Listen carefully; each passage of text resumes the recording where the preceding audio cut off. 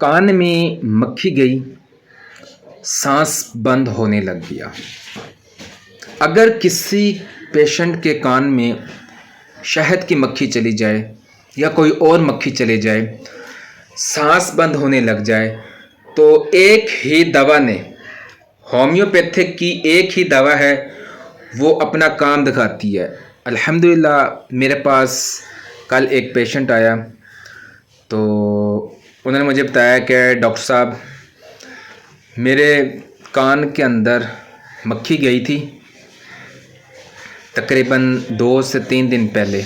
मेरे कान के अंदर दर्द भी था, कान सुन हो चुके, दिमाग सुन हो चुका, और इसके अलावा कान में से जो है ना, यानी कि सुनाई देता है लेकिन सह सह की आवाज़ आती है।